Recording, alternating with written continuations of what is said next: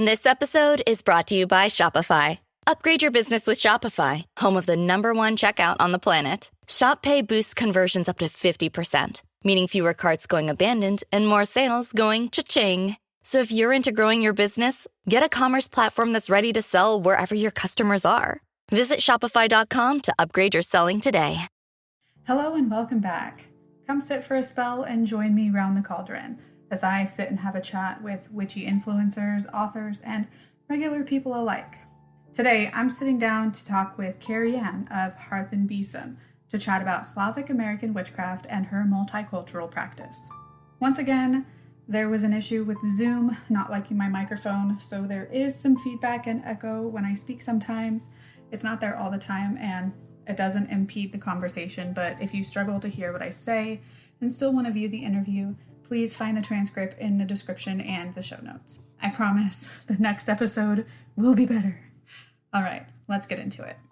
Right, so thank you so much for joining me today for this podcast here around the cauldron.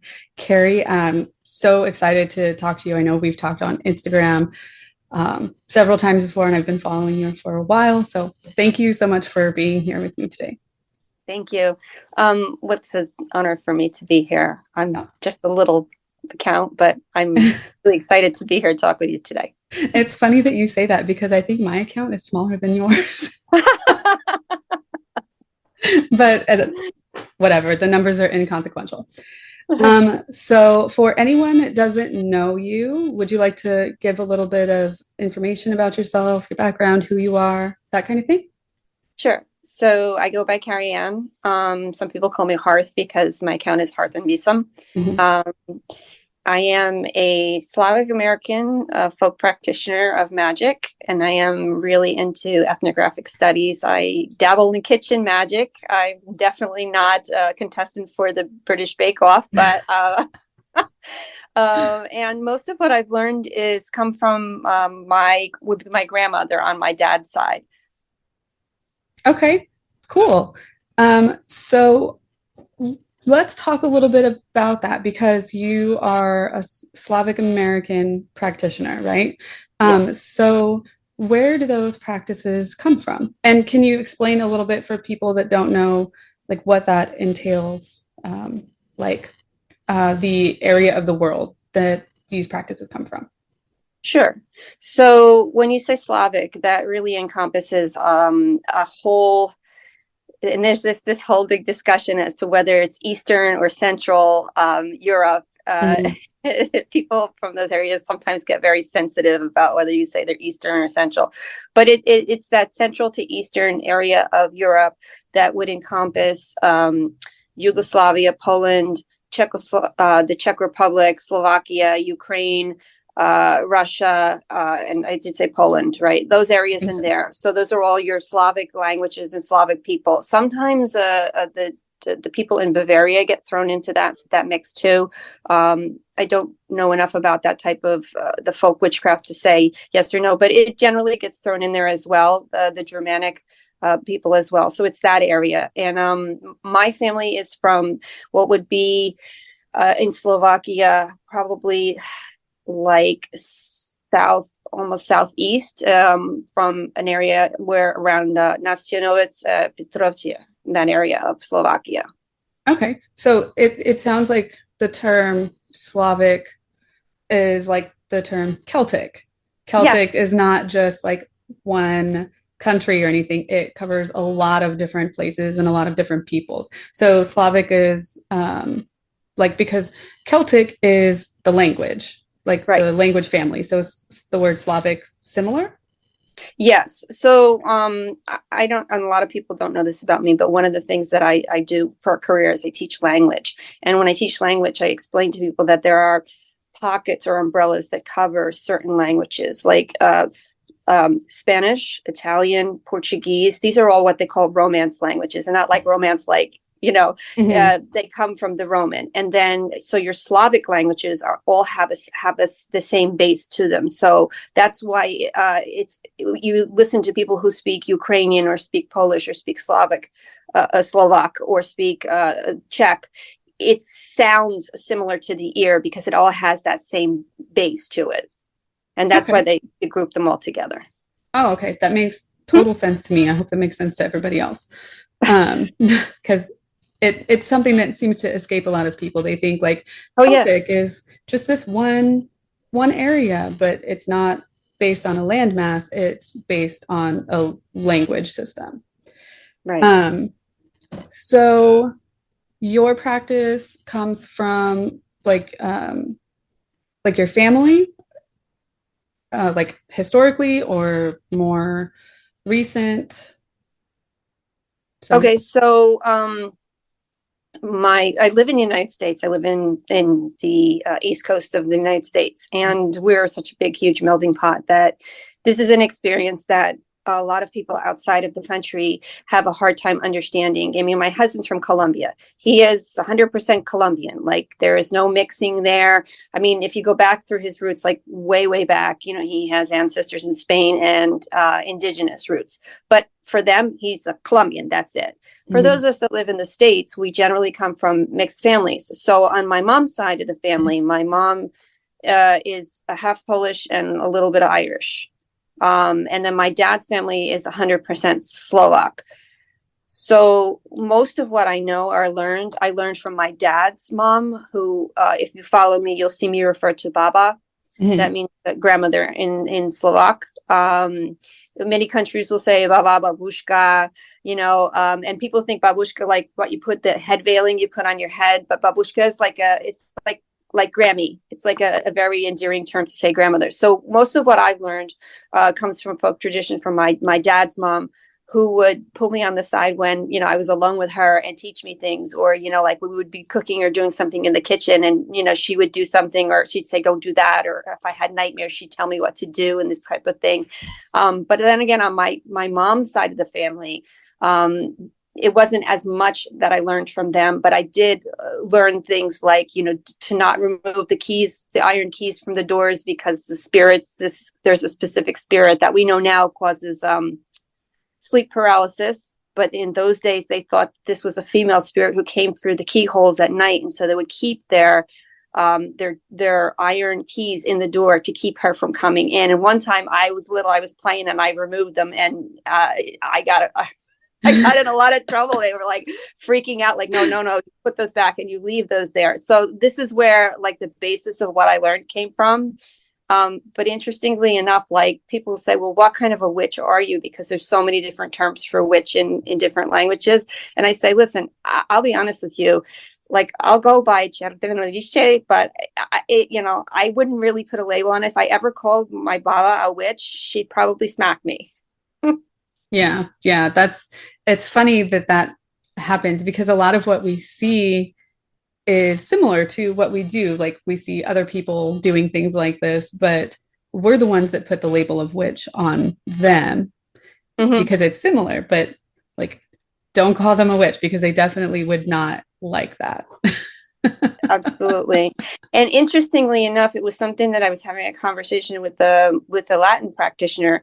And she said to me, oh yeah, that's very similar in our culture, where I said that in many of the towns, all the towns had your town witch who you would go to for healing, you know, mostly for healing and, you know, for other spells and things. But you didn't claim the title witch. This was something that was like, it was like being knighted. Like, they gave you the title. Like, once the town decided you were the town witch, then you could accept that title. You didn't walk around calling yourself that. Yeah, it's so interesting how the words are different and like have different meanings around different places in the world. You mentioned that you live in the United States and you are practicing these cultural practices from outside the United States that you learned from your family.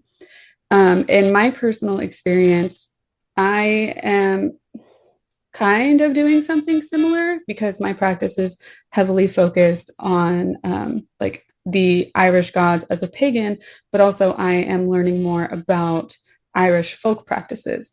My family what am I trying to say? My family came to the United States from Ireland more than like 200 or 300 years ago. So, you know, going back several generations, my family has been in the United States. So I'm trying to learn and connect with those roots from like several generations removed. And I have to be really careful about claiming specific practices from Ireland as my own because I didn't grow up in the culture and I don't really have a claim to them unless like somebody teaches them to me. And also because Ireland isn't, they're still a living culture and these things are still believed and practiced in Ireland today. They might look a little different, but they're dissimilar, or in some cases, they're exactly the same. So how does that sort of work for you as in terms of like cultural practices as an American from like another part of the world? I'm glad you brought that up because that's definitely a question that comes up, especially, the world has become so small with, having the connectivity through the internet, and especially during the lockdown, when everybody kind of took to online, was when I made a lot of my friends from overseas. And it was really helpful to me to help me expand the way that I thought about things, because initially, when I took to Instagram, I was kind of like, okay, well, which path am I going to follow? I do have some distanced Irish ancestry, but I really don't know a whole lot about that, 2 generations removed from that. And so, I said, well, I'm going to go with what I know. I'm going to go with what I do. I'm going to go with what Baba taught me. And I went online and I put, on my reels and things that I was a Slavic witch. And there was a lot of backlash about that from people who lived over there, that you can't claim to be a Slavic witch. And initially I was like, you don't know how I grew up, so how are you going to tell me?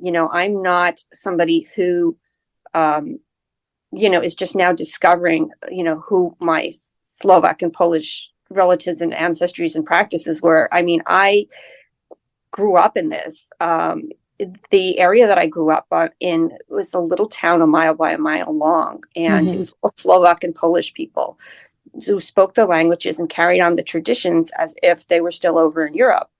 So what was interesting was that my dad, being a school teacher, we were always there. I mean, we were there on the weekends. We were there as soon as the holidays, we were there the whole time. As soon as the summer hit, my mother wasn't working, so we were there.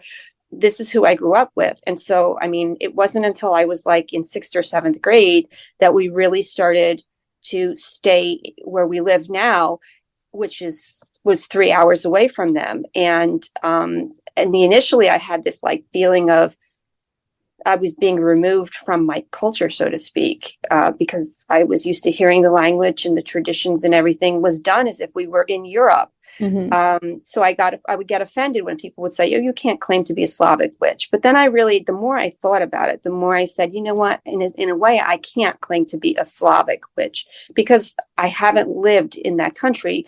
So I've had the environment around me, which is, I've been very blessed to have, but I didn't live over there. And the more I thought about it, the more I said, yeah, no, I need to put down that I'm a Slavic American witch with this experience, but at the same time, I'm living in America. So it's like the difference between claiming citizenship and claiming ethnicity, which is something that I think a lot of us here in the States have. That's our experience. We have the ethnicity, the lineage, but we don't actually live in the country. So we can't say what the experience is like living on Slovak land and, with Slovak people and that type of thing. I can only claim my ethnicity. And that's where, that's how I, have shaped my practice there. Yeah, that makes so much sense to me. And it's really something that I've personally struggled with as far as like emotionally feeling connected to a specific culture and land that I've never visited, that I don't have any living relatives who would be able to tell me about their experiences while living there. And it's funny to think about American culture, because what the heck is American culture? And so it's my daughter and I were watching a TV show and they were talking about Bollywood movies. And she had no idea what a Bollywood movie was. So we looked into Bollywood movies, and then that got us talking about India and the Hindu faith and their practices. And I said, wait, let me show you this. So we looked at videos on YouTube of Holi, the festival of colors. Oh, yes. And in talking about the culture there, she even was like, well, what's our culture? What do we do? And Right. I said, you know what? That's the $1 million question, because our culture is very Christianized. And when our family came to the United States, they had to assimilate. And for like me specifically, obviously you can't talk about anybody else, being so far removed through all of that assimilation, it's like I can pick up bits and pieces of things that I've been taught or things that I have seen that my family would have no idea that they are like folkloric practices from Ireland that I've personally discovered that they have talked about. If I'm remembering correctly, there was something about the willow tree. And if a willow tree on your property dies, that means that someone in your family is going to die. Right. And I remember being a kid, I love willow trees. I love the idea of like all of the leaves and stuff coming down and going into like a hidden little place next to the trunk of the tree. I wanted to plant a willow tree at my Nana's house.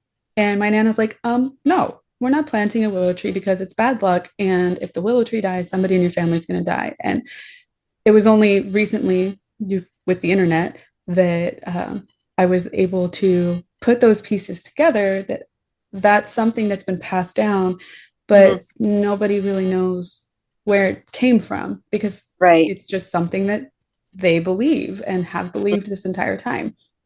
So it's that, I don't know, it's interesting, but it also makes me really sad. Yeah, along those lines, what's funny is that, my mom has more Polish influence than Irish, and yet a lot of the expressions that she uses, I really love ethnographic studies, which is like the study of the cultures of the peoples, where did this come from kind of a thing. Yeah. And I've researched a lot of the expressions that my mom uses are very Irish. That's so funny. Like one of her favorites is, like when something is, when somebody gets their comeuppance, so to speak, she'll say, how do you like them apples? Yes. Oh my gosh. That's a really Irish expression, Is it? And it's I had no idea. Yeah.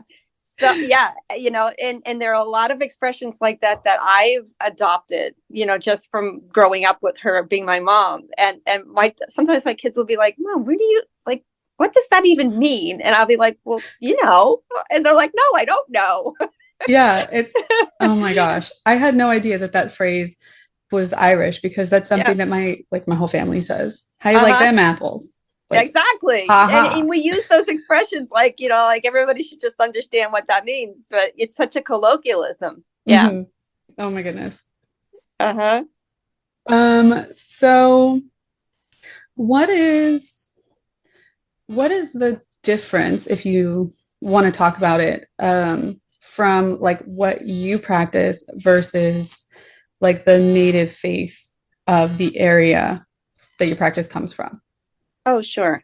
So similar to the idea that, you're a Celtic pagan, the people in the Slavic countries over the last couple of centuries have really kind of been trying to bring back the native faith, which predominantly is Rodnovery, and it has to do with the pantheon of Slavic gods, which I find really fascinating, because I grew up with my dad being a history teacher. I was the nerdy kid that used to sneak into his office and would read all his textbooks. So, I had this fascination with pantheons of pagan gods from the time I was little. I learned about the Romans, the Greeks, and the Egyptian gods. Mm-hmm. And then as I got older, I was really interested, and I started thinking like, well, well, what about our people? I'm sure that they had their pantheon of gods too. And so this whole movement of Randaveri is the idea of bringing back the old faith because, they were, colonized by the Christians.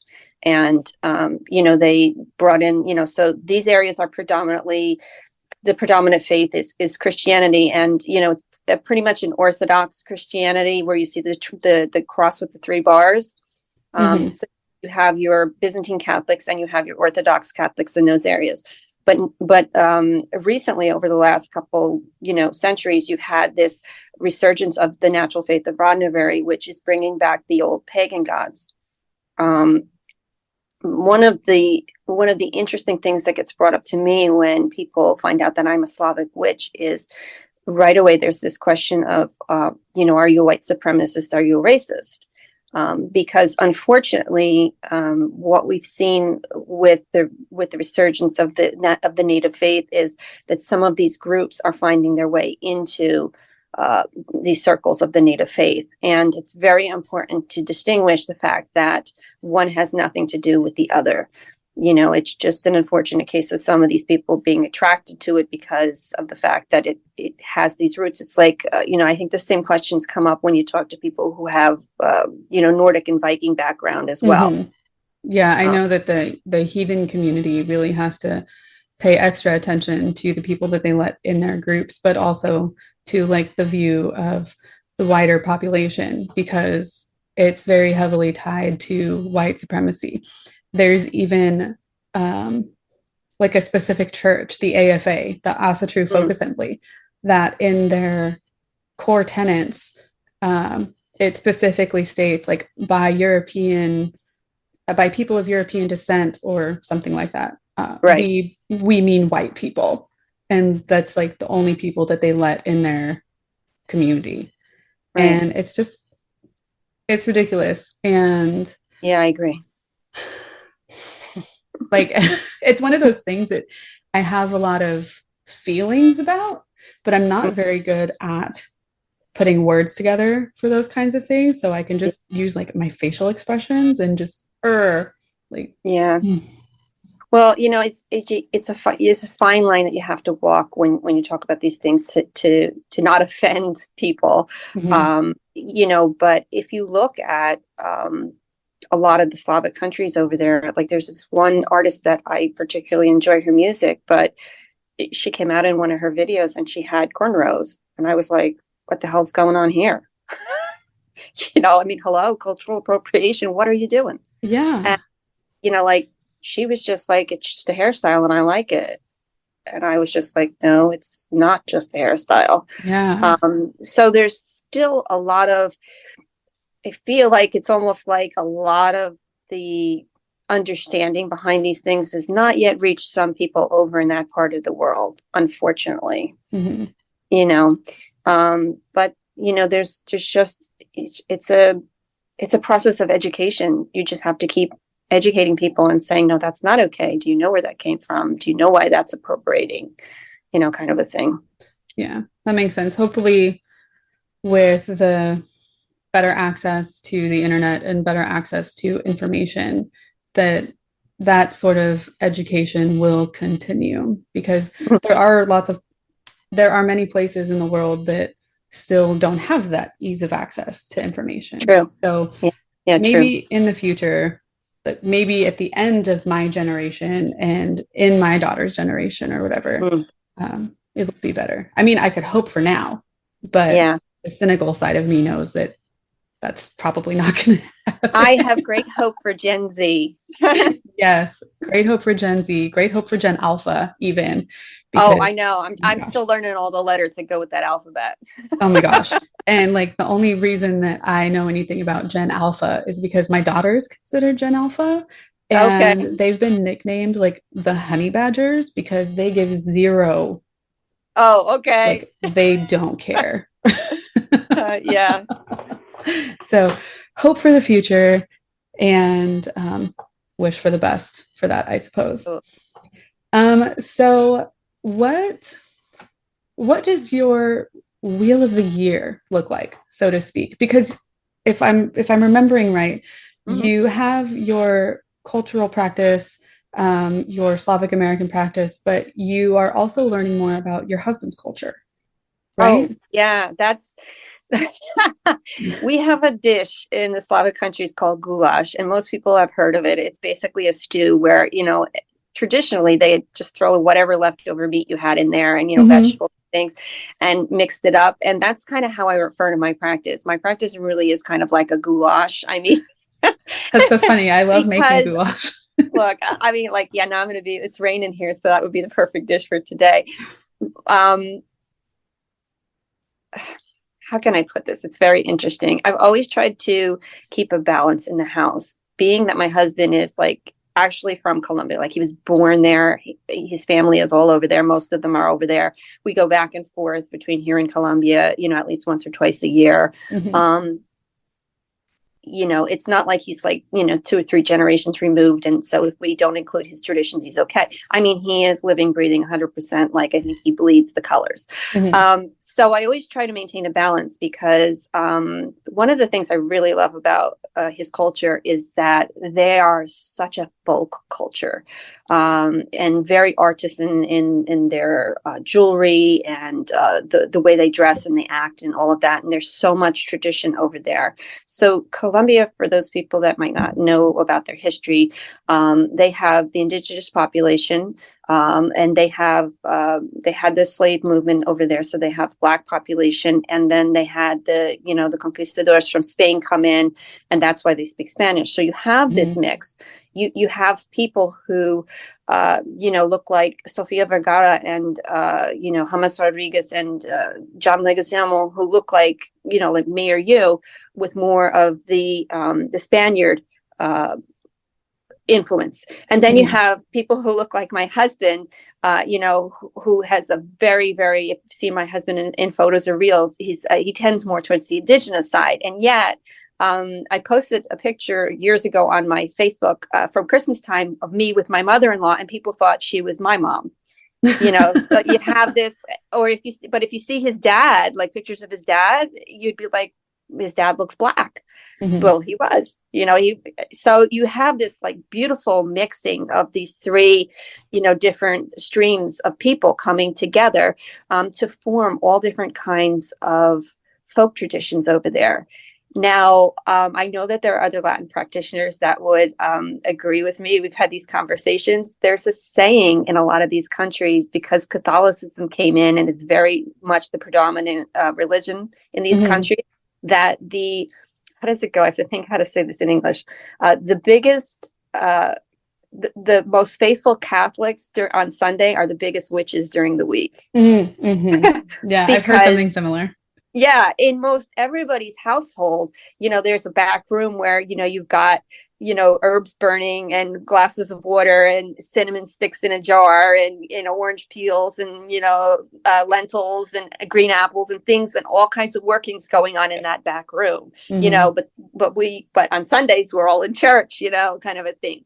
So, so a lot of the way that I work with my practice is to include things that my sister-in-laws and my mother-in-law have taught me. And it's very much an oral tradition over there. If you go online and you search for books on Colombian magic, I'm listening to one on Audible right now that has come out recently called The Black Book of Witchcraft of Colombia. And I had heard a lot of buzz about it, but I hadn't, I didn't know the content. So I start listening to it and I'm like, this is not a book about spells. Colombia, and if you go back in my reels, you'll see last year I was there for a month. I had some necessary surgery done, and I stayed with my sister-in-law. So I was in Colombia for Samhain, and it was horrible. It was horrible because Colombia still has this like fear of witches. If you say the word bruja or brujo or hechicera over there, they're like, I think I posted something around that time that somebody thought that they had seen a witch running across the rooftops, and that was like a lynching. It was scary. Oh my people gosh. were like going after this person with like flammables and things like this and knives and stuff trying to catch the witch because, they were afraid of what this person was going to do. And so, people were like, oh, while I was over there, well, did you go get together with any of the witches? Did you, go to the stores and stuff like that? And I'm like, there are no esoteric stores here. There's like some spiritual stores, but it's like that mix of like very washed down, you're not quite sure what it is. It's got chakras and things like that. And, mm-hmm. It's like a touristy part of. Yeah. But if you really want to find un brujo, una bruja, you have to really like know somebody who knows somebody. And then you kind of go like through these back alleys and into, these places. And they have a tendency to move around a lot because if the workings that they do for you don't pan out the way that you want them to, or people will come back like for their money. And so they like move around so you can't find them. So you have to know somebody to know somebody. And the other thing is too, it's like, you're not going to take out, like a public notice, like come here for, the workings because people are scared, and, like I originally, when I went over it last year, I was like, oh, well, it's going to be Samhain. I'll go online and I'll see if I can connect with other witches that are over there. It would be really kind of cool to talk to each other. And then I thought, no, I can't bring that kind of attention to the house. Right.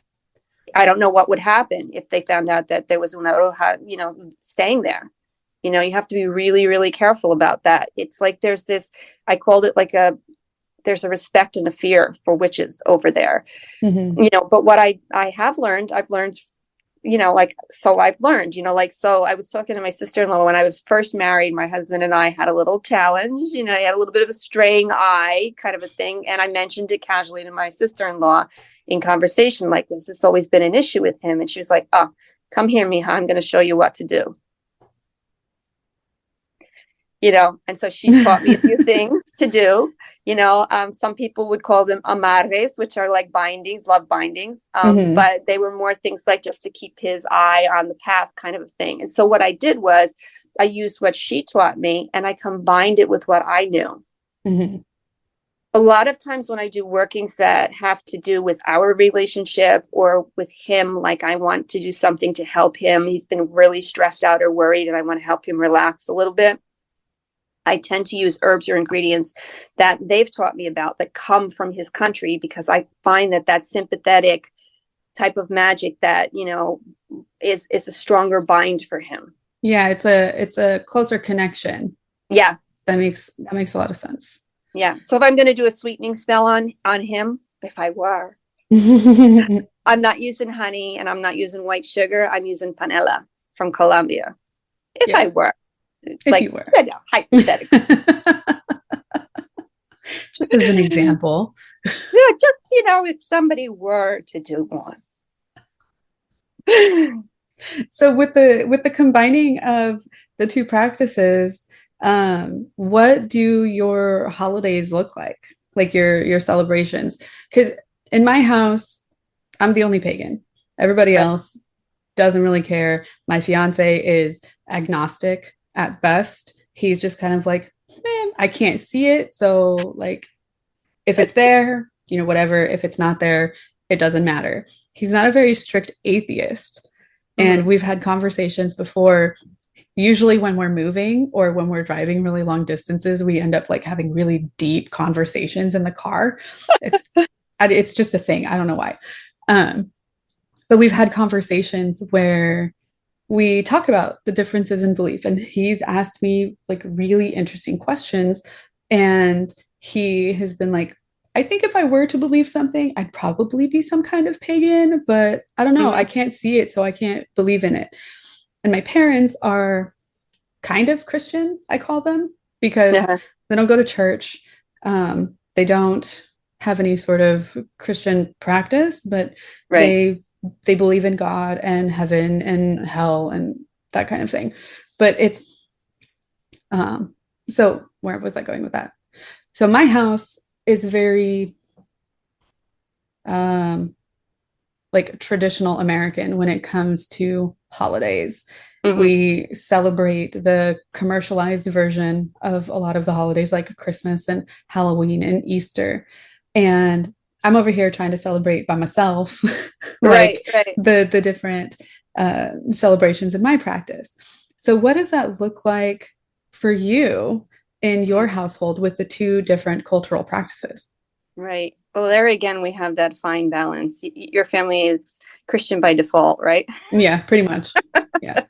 And that tends to be the pretty much the feeling in this country is if you're not really decided, you're kind of Christian by default, so to speak, and Hmm. you celebrate the commercialized versions. Yeah. I do recognize like I guess would be like a Slavic Wheel of the Year. And in Slovakia, I think a lot of what we see online nowadays when you talk about Slavic witchcraft is either Polish or Ukrainian, because that's, those are the people that's, have had the loudest voices for, whatever reasons, different reasons. The invasion in Ukraine, or just, what people know here about Slavic is like pierogi, kind of a Hmm. thing. So, but there are, those of us that are, that come from other Slavic countries that like my family. And, um, we recognize the holidays, like the commercialized holidays, the Christian by default type of holidays. But there is this and I love this, that like, they haven't let go of their roots, So in Slovakia, they celebrate basically the spring and the the fall kind of. Hmm. But what's quite interesting is that they celebrate like the fall harvest festivals at the end of August. And I mean, being removed from Slovakia, a lot of times I'm like, right around that time we've got a lot going on. People are back to school and things, and I have kids, like the youngest of mine is in university, but I mean, these were always busy times, and it would be like, oh yeah, oh shoot, I missed the harvest festival. Hmm. So, and especially with you guys have the Celtic has Mabon, how do you say? Um, it, Mabon, it's a word that comes from Welsh. I believe it's a Mm-hmm. Welsh god. I'm not sure. I just call it the autumn equinox. Right. And I have, and I've used that. I love to use, have a cutting board, a beautiful cutting board that has the different Sabbats and equinoxes and all on it. And I use it even though it has the Celtic terms on it, because for me, I use it more like an altar piece. I've consecrated it for the purpose of workings. And so that's why it generally stays on my altar and I use it. Hmm. But, I know in my heart, like, I know that the Polish people celebrate Docinki right around this time, which is the fall harvest festival. And the Slavic people would call it Zhatka, which is like it centers, our people were farmers. And Hmm. so it centers a lot around the wheats, the last harvests and bringing in the harvest and things of that nature. And so what I'll do being here is, well, I mean, I live in New Jersey. If I want wheat fields, I have to really kind of go down south. So it's not really part of my life at this moment. But what is part of my life? Well, what do we harvest here that we have a lot of? We have grapes, we have apples, things of that nature. And so when those the year come around, I will do things with my family that feel like I'm honoring those traditions. Like every year we would go apple picking from the time that the kids were little, Hmm. pumpkins, and we would bake and we would can. Plums are very big in our culture. And so there's a reel that I put last year of making canning plums in spiced plums for the winter time to have. Those types of things. And so I've kind of taken, and that's where the whole American part comes into the Slavic American practice, is taken the practices of my tradition, of my lineage that were taught to me by my grandmother predominantly, because my father wanted to really be American. So, like, Hmm. funny now as he's getting older, he's starting to talk about some of these things that his mom did, and I'm thinking to myself, yeah, I already know that. I'm just like, oh, that's interesting, Dad. Tell me more about it. Right. Like I've already Think, been taught this. yeah, but I can't let him know, because it was this whole you know um you know well, let me put it this way. So it's interesting working a lot in the Hispanic community. You have the generation that comes from the country that's all about, they speak the language, they have their culture, they listen to the music. And then you have the next generation who's kind of like in between, and they're kind of fighting. Like they still understand the language and all, but they don't want to listen to their parents' music, and they fight against tradition. And then you have the third generation who wants to be completely American. And that's where you get these people that, you know, for all intents and purposes, look Hispanic, but say, I don't understand Spanish, or I don't speak it. You have the same kind of thing in every culture. Yeah. And so my dad was that generation where like he understood Slovak and he would speak it to me, the music and the traditions, but he kind of fought against it. And now as he's getting older, he's starting to understand the importance of it. Whereas I've always had that feeling, like, because I had that tie with my grandmothers, and I was like, no, I'm going to do this and I'm going to practice this, you know? And so like in the springtime, I know a lot about the pantheon of gods too, even though I'm kind of somewhere in between my faith, growing up as an Orthodox, you know, Eastern Catholic, you know, but at the same time having this interest. So like on my altar, I have the Blessed Virgin Mary, but I also have Mokosh, which would be the pagan version of the Blessed. She is the goddess who Mary replaced, so to speak. Okay. So I honor them both on my altar. I'm sorry. My daughter's calling me, and she's supposed to be at a theme park. Oh, sorry for interrupting your train of thought. I understand. I completely understand. I think we were talking about, you know, the wheel of the year and the holidays. Yeah. So, I mean, basically, because Colombia was such a Christian country, you know, they celebrate.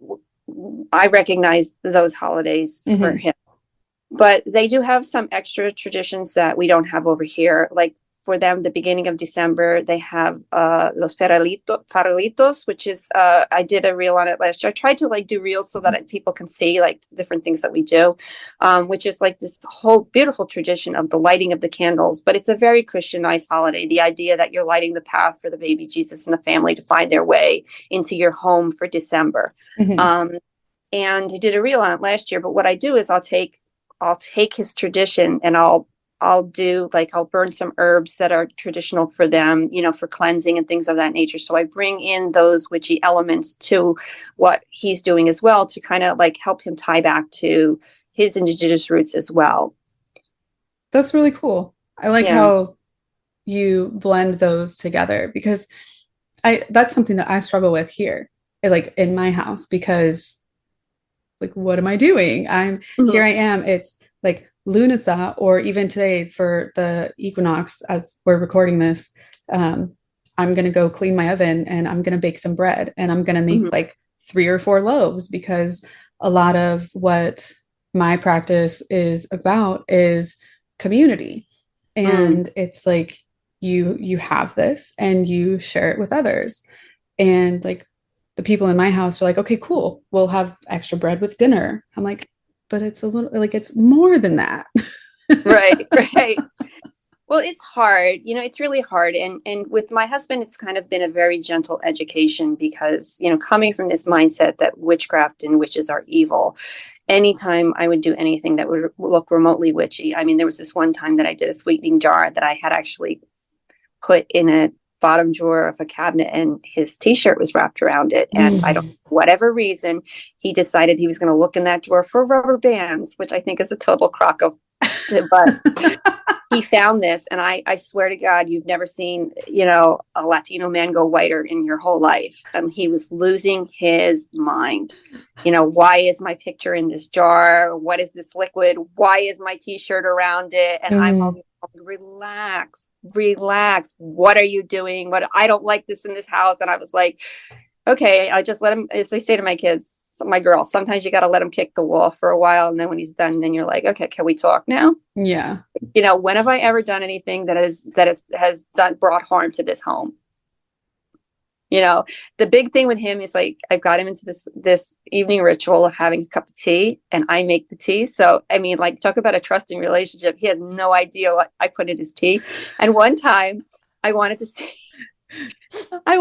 like, you know, I only use mugwort in my practice. Like I burn it. Like I have a lot of sensitivities to herbs and things. So I never really drank it. And I was like, I wonder if this really does have the hallucinogenic effects that people say. So I made him a cup of mugwort tea to see. And the next morning it was funny. He's like, I had the weirdest dreams last night. They were so wild. And I was like, okay. So I made a note in my grimoire, like, okay, so, now I'm going to try it myself. Right. So I've had it and, like, it really helps with like spirit flight and things like that, where I'll use it in reading and stuff for clarity.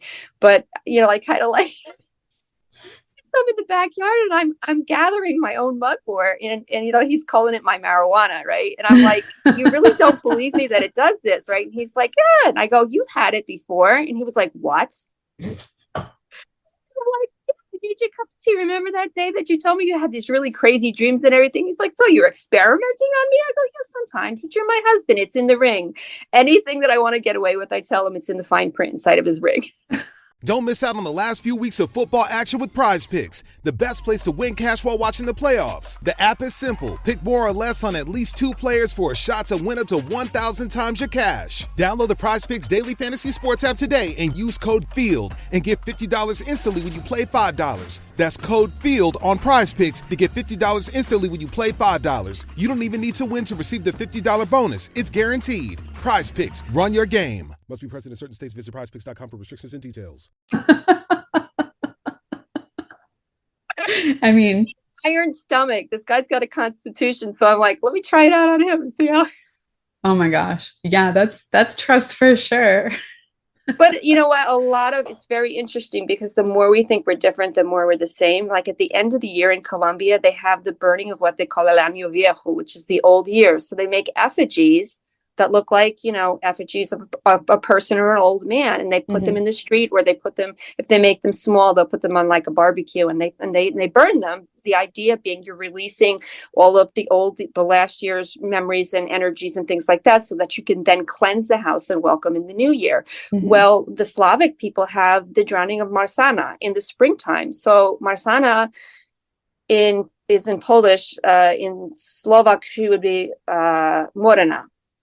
Which is one of the goddesses that I've come to know and venerate. And she's the goddess of the winter, who was in all of their tradition betrayed by her sister, who is the goddess of the spring, Vesna, into becoming the goddess of the winter. She's also what would be closest to what the witches consider Hecate. And so a lot of people are afraid to work with her because they think that, she's like this cold and mean, she's usually depicted as like an old hag type of a witch.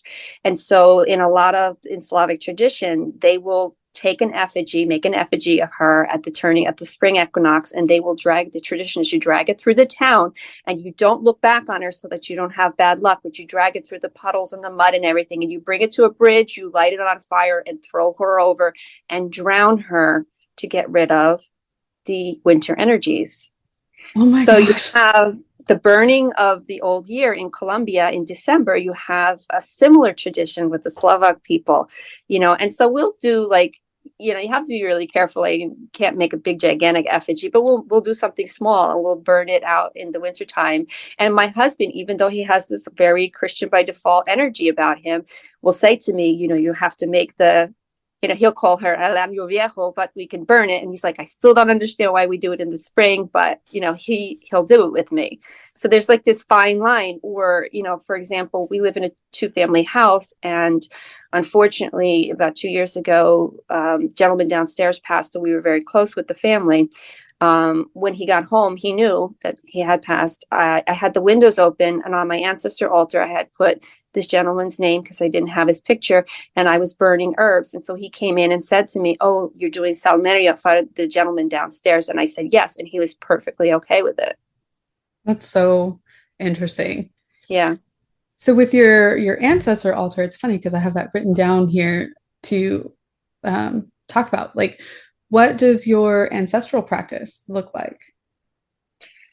So I really feel that the most important thing about having an ancestral practice, so in Slavic, let me just back up a little bit. In the Slavic practice, we have duality, our ancestors and our land spirits. It's very tied to nature. It's very similar to the Celts in that sense that, we believe in land spirits and we believe in the importance of ancestry. And so it's important for me also, being American, to know that I live on Lenni Lenape lands, and to, when we moved here, to understand and respect and ask the spirits of those that had come before if it was okay if I practice on this land.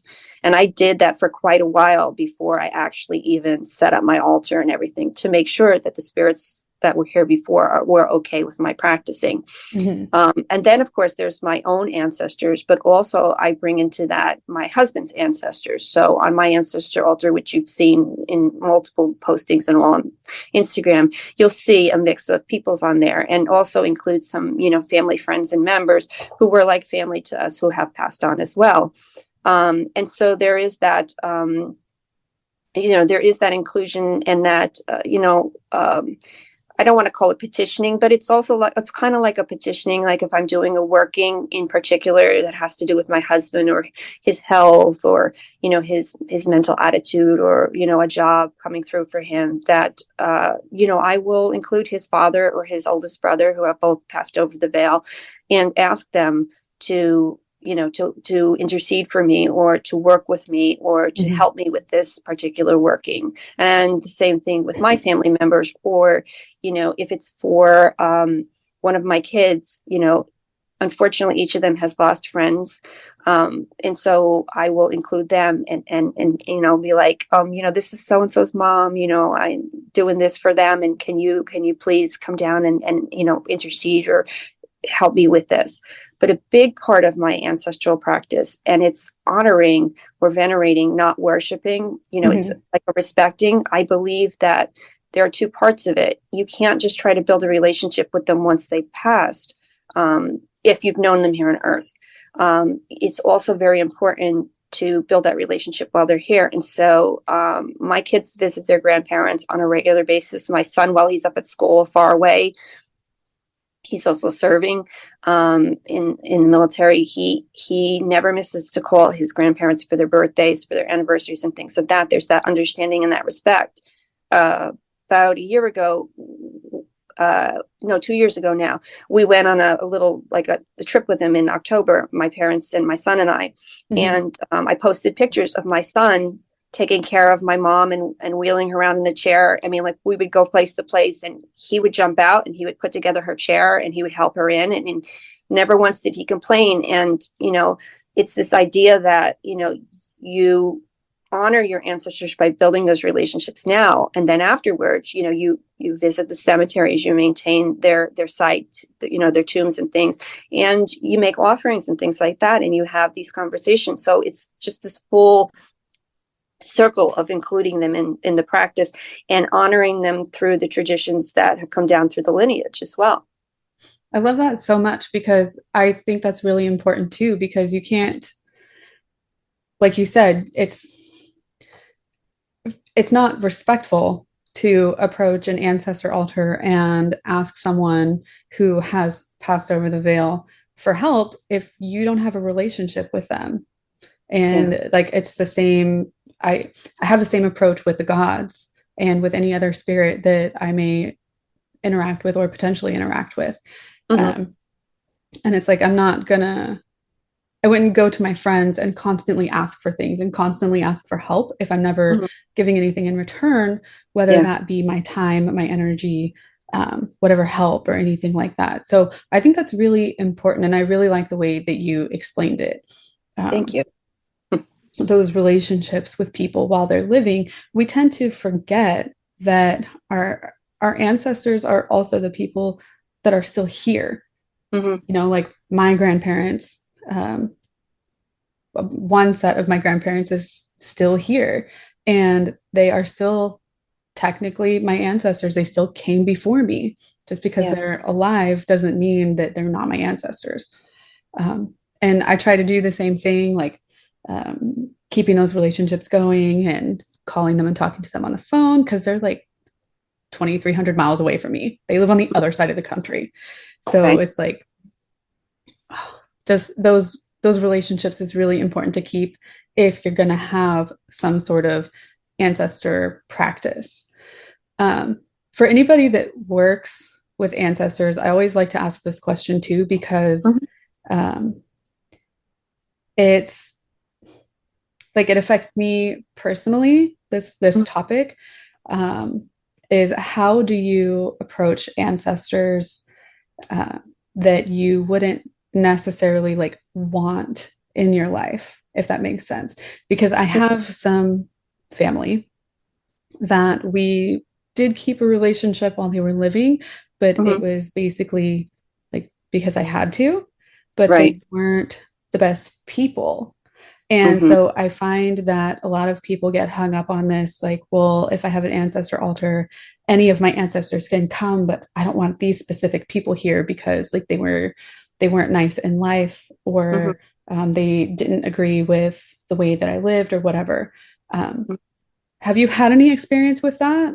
Do you like, how do you approach something like that? I think that's a great thing to talk about, because I think sometimes what happens is that we tend to forget that these were people, and you see it a lot in people who practice, cultural, are very folk in their practices, that they tend to romanticize their ancestors. And you have to remember that they were people just like me and you. They had their moods, they had their idiosyncrasies, they had their beliefs, whether they were good beliefs or bad beliefs, whether they were inclusive or they were racist. And so you can't romanticize people. And I have those people in my life too, that, like I went to visit them out of obligation, but I wasn't particularly fond of them, or, I wasn't crazy about the way that they thought. Just like now, there's a lot of education, with some of our parents. Some of our parents grew up in, my parents are in their 80s, so my parents saw, civil rights times and things of that. And sometimes things that they'll say are downright like, Mom, you can't say that. That's not appropriate, and then I have to like almost educate my parents as to why, wrong, or, why would you say something like that? Well, I mean, you think about it, who were these people that came before them even, and it's always very important to understand the environment in which they grew up, the times in which they grew up, and what gave them the mindset that they had. So there are people that, I choose not to include, or there are some people that I think like, okay, well, I'll leave the door open to see if they're willing to come in and to have a discussion and to be educated even after passing. But I think that it's kind of like, if you think of it, I always think of my relationships with those that have passed as in a similar way of those that are living. If there's somebody that I really don't care for, I just don't invite them. I don't, like, I'm not going to be like, hey, I really don't like you, but would you like to come to my house for dinner? Right. Yeah. Or like I'll be formal with you. Like sometimes, especially if you channel or, you communicate with those that have passed, sometimes you can't help which ancestors come through, but you can always be very respectful and say, listen, until you're willing to have a conversation about this, that, or the other thing, and, talk about, changing that attitude, I can't have you in my house. Yeah. And it's definitely not somebody that you would want to invite to help you in whatever you're doing, because I can think of a few people who would try to like get in the way of what I'm doing.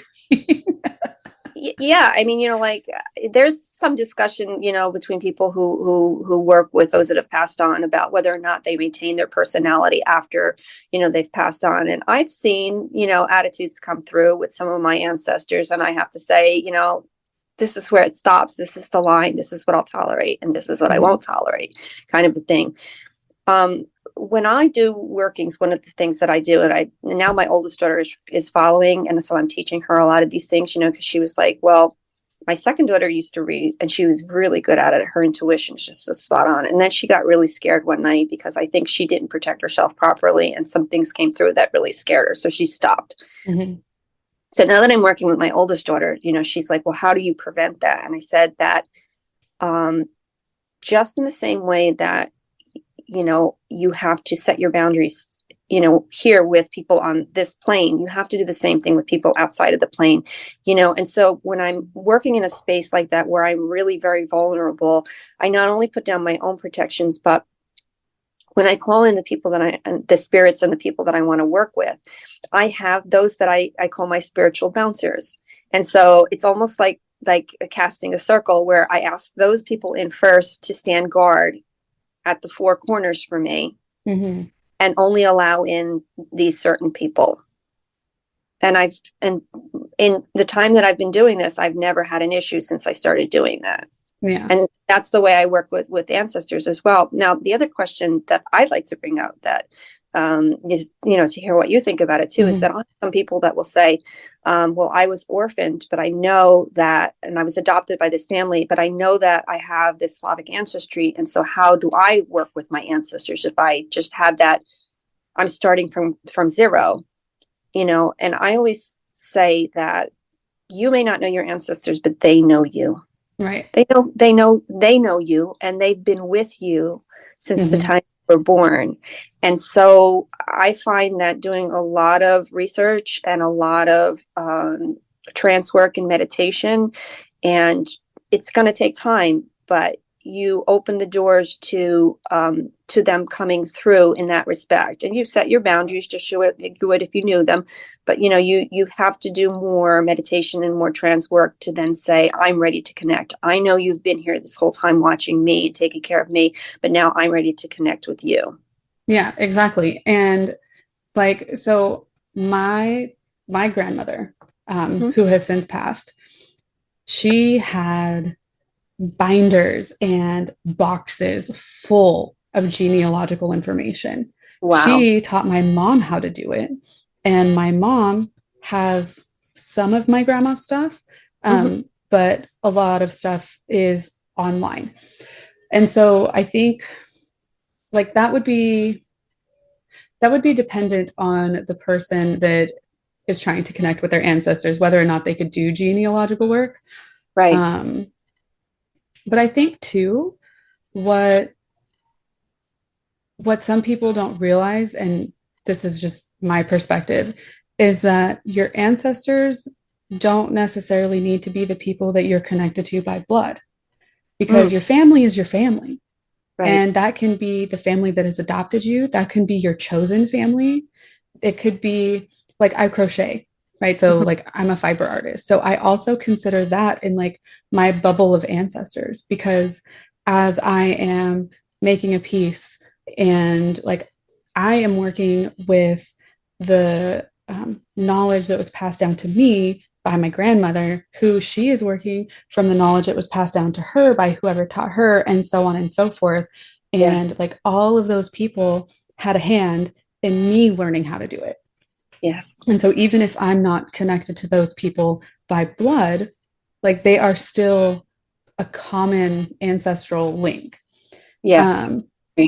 And then when connecting back to a culture that you don't really have any information on, it's exactly like you said, it's going to take more work. And you're going to have to do the meditation and the trance work. And even just learning about the culture and the history can help connect more, or help you connect more with those ancestors, because it's kind of lifting a veil between you and them, because once you know more, things can start to make more sense.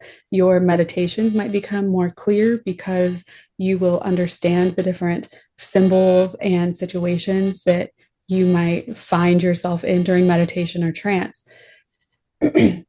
So it's really this entire process, I guess, of it's going to be harder for someone that is adopted or orphaned or doesn't know their family, but it's definitely possible. It's not something that you can't do. It's just going to take more work. Yeah. Yeah. It's, and I love the whole, the way you put it about lifting the veil between the two of you, because when I started working with, my husband's father and his oldest brother, what was interesting was that there was this immediate acceptance from his dad. I've had visions and communications, spirit communications in my life since I was in my teens. It's not something that I can control. I say it's kind of like tuning a radio. Some days that station comes in great, and sometimes you can't find it for your life. But his dad came to me before we went over to Colombia. And so there was this immediate connection. But what was interesting was that he was really, really close to his oldest brother, even though my husband was the baby.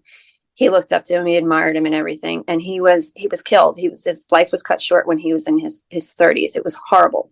Oh my goodness. Yeah, it was a really tragic story. And the most tragic part of it was that they found him on my husband's birthday. So for years, my husband refused to celebrate his birthday. Yeah, it was really sad.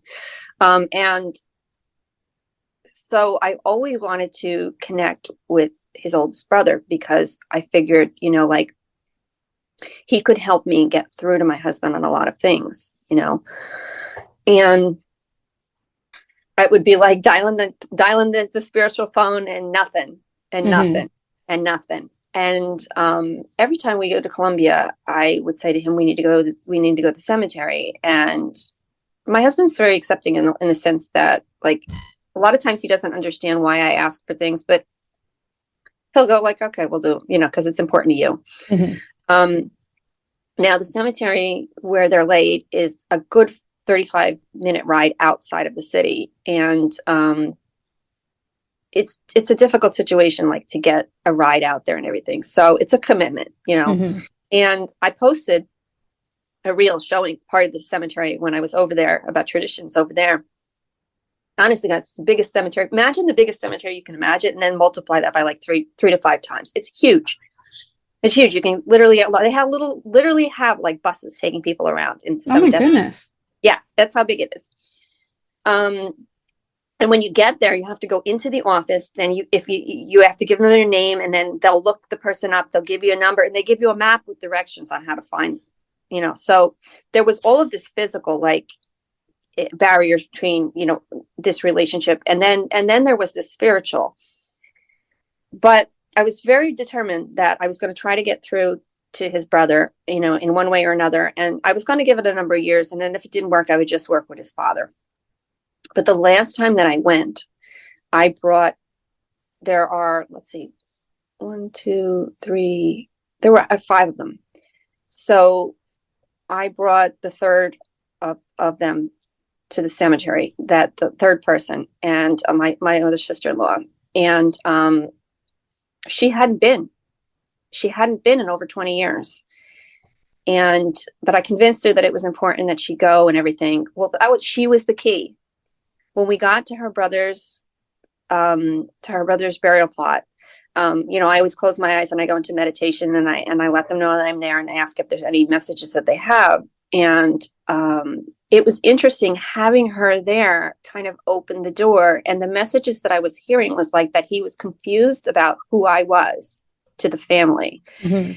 And with her being there, and that kind of like started to clear things up. And it was like he understood then who I was. And then I started getting messages that he thought that he'd been forgotten. And just reassuring him that you haven't been forgotten, that, you're on my ancestor altar, that I want to work with you, that, this is the situation, and who I was in relationship to his brother and everything. And then it was like a portal opened, and the messages just started like flowing in. And it's interesting that I really believe the personality transcends the veil, because just the way that the family had described him, like very accelerated personality, like as soon as he figured out who I was and he was open to working with me, like the questions started flooding in, everything from like, how's he doing, to what did they do with my record collection? Oh gosh. Because he was a huge salsa fanatic, and like he had, from what I understood, he had this pristine collection of records. And so like when that question came through, I just burst out laughing, and I turned to my sister-in-law, explained to her what was going on. She kind of knew this about me and said, do you know he had the nerve to ask me what happened to his record collection? Well, when I said that to her, she burst out laughing, and it was like the confirmation that she needed to know that I was for real, like she's like, oh my God, that's definitely him, And now what's interesting is that he doesn't come through all the time, but I can feel his presence a lot more, and it's given me somebody more to work with. So it's like, a lot of times you think like, I really want to work with this person, but you have to build that relationship the way that you would build it here. And for me, the key was that one sister. Yeah. That's so funny, because like, and I think you saw my story on Instagram about watching the show New Amsterdam, and the psychiatrist came across somebody that was working at the hospital, and who was claiming to be a psychic, and he was helping people connect with other people that they have lost and helping them move through their grief. And the psychiatrist was like, that's absolutely impossible. Like, you have some form of epilepsy. And it made me so mad. It made me so mad because that's something that gets dismissed about witches and spiritual people a lot. Is like, oh, there must be something wrong with you. And there's no way that's true. And it just frustrates me so much. So I'm really glad that the experience that you had with your sister-in-law wasn't like that. And she was like, oh, like, okay, like, I get it, especially after the record thing.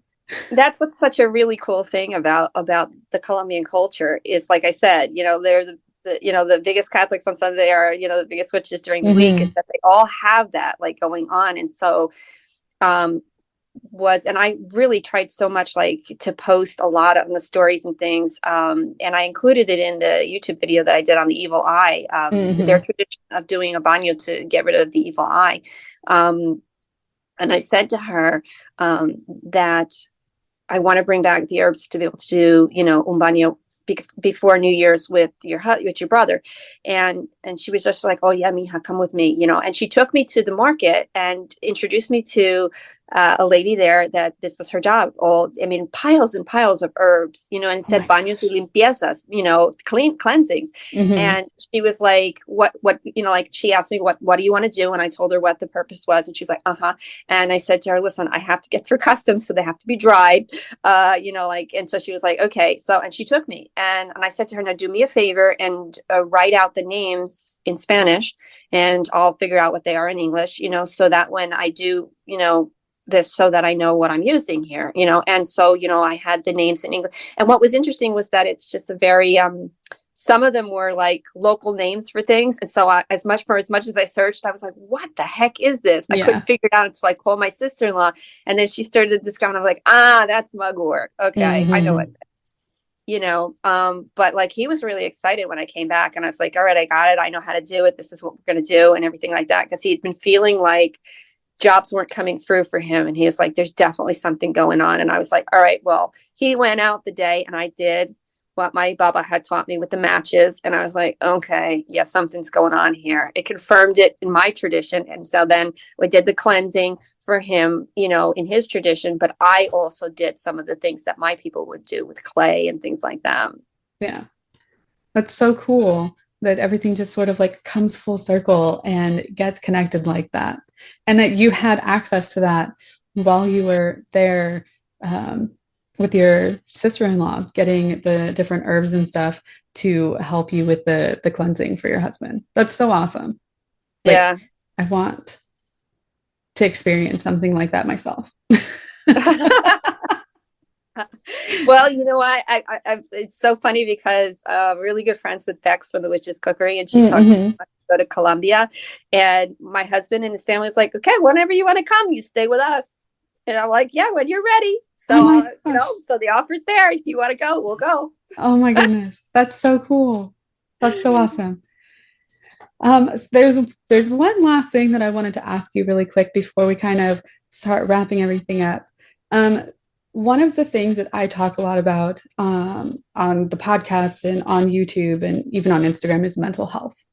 And it's like, I'm an open book when it comes to things like that and the way that my mental health has impacted my practice.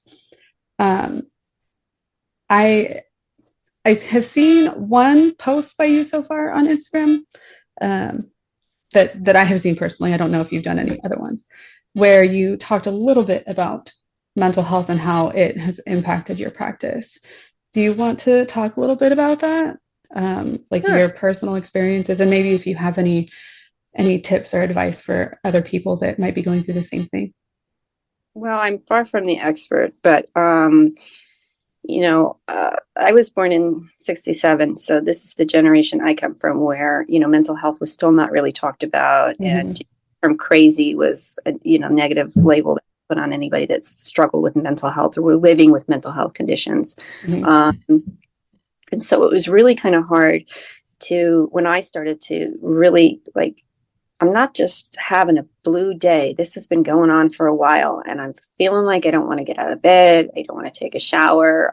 Like, what is going on with me? And realizing that this has been going on with me since I was in my 20s. And then finally, going and getting the help and, getting a diagnosis of having PTSD, from some abuse that happened in my past, which then led to depression and, cases of anxiety. I've even seen, and working with counselors, but a little bit of OCD, I'm like, I'll check my purse 3 and 4 times to make sure I have my keys. And I know and I'll be saying, you put the keys in there. You saw yourself put the keys in there. So why do you need to check?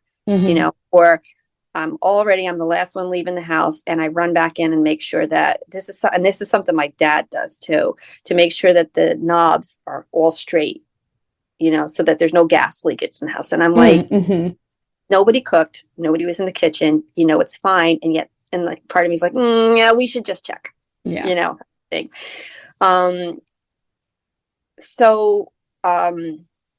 I think the post that you're referring to is the one where I openly talk about the fact that I'm such a sensitive person. And I think that this ties into the gifts that I have, that when you're sensitive on the spiritual side, a lot of times you tend to be sensitive on the physical side as well.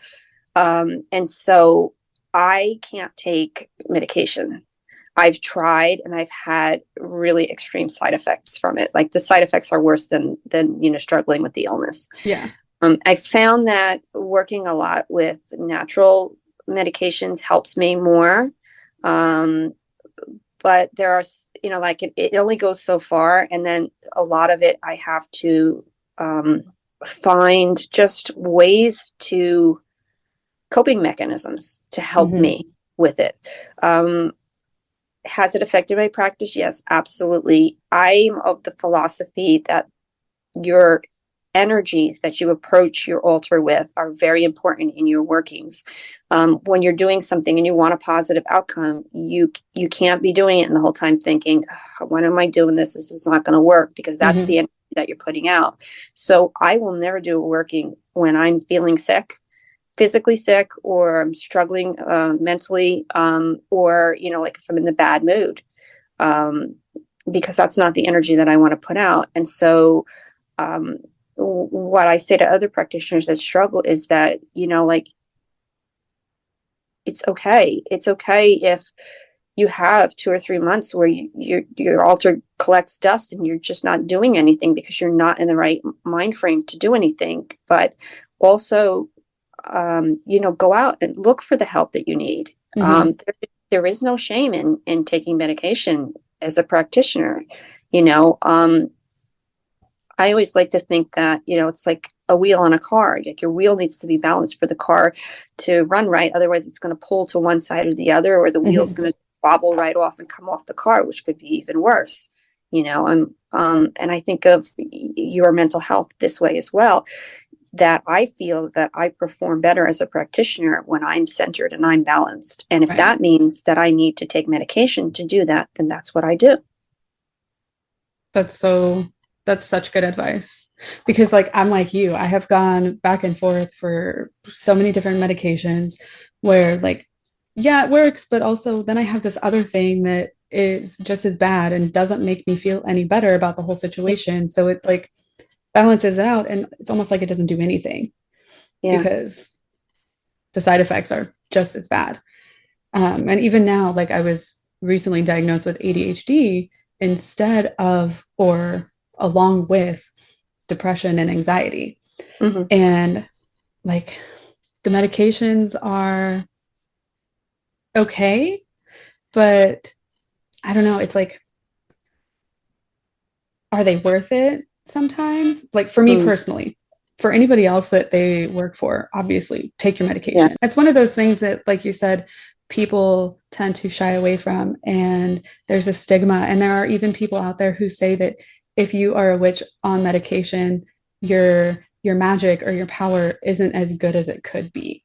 And I'm like, I disagree. I think it's even why? better, because it's helping you center. It's helping you regain your balance. Exactly. It's not our fault that we were born different, or we have experienced things in life that have physically change the ways that our brains function.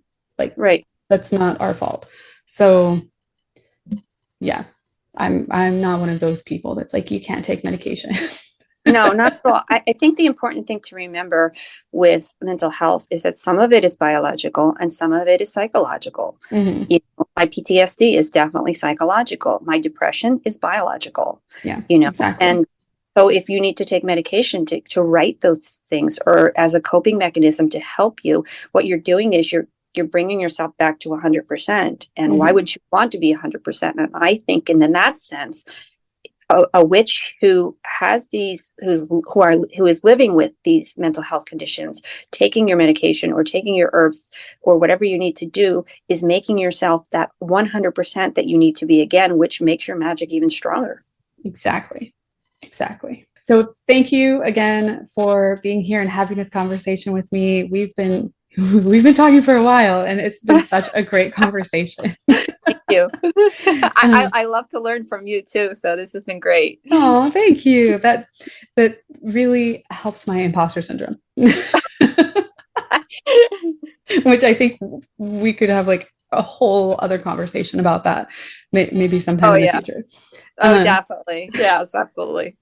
So for anyone that doesn't know where to find you, can you tell people where to find you online? Sure. So I'm predominantly an Instagram witch. I've just really taken to that platform at Hearth and Besom. Mm-hmm. I'm also on Threads when I remember that it's there.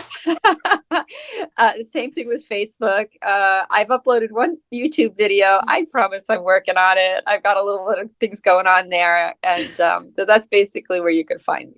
Okay, awesome. And I will leave your links for everything in the description for those watching on YouTube and in the show notes for anybody that's listening to the podcast. And yeah, thanks again for being here. And I hope you have a great rest of your day. And it was so wonderful getting to finally talk with you. Likewise. Thanks, Megan. Thank you so much for listening to this episode. I hope you enjoyed the conversation between myself and Caireann. I know I learned a lot about Slavic American and Colombian practices and beliefs. Be sure to follow Caireann on Instagram at Hearth and Besom for more content from her. Follow the podcast on social media and subscribe to the newsletter. Become a member at roundthecauldron.com to get exclusive content, free downloads, and more. All of the links will be in the description and in the show notes. I hope you have a wonderful day, and I will be back next month with a brand new special guest.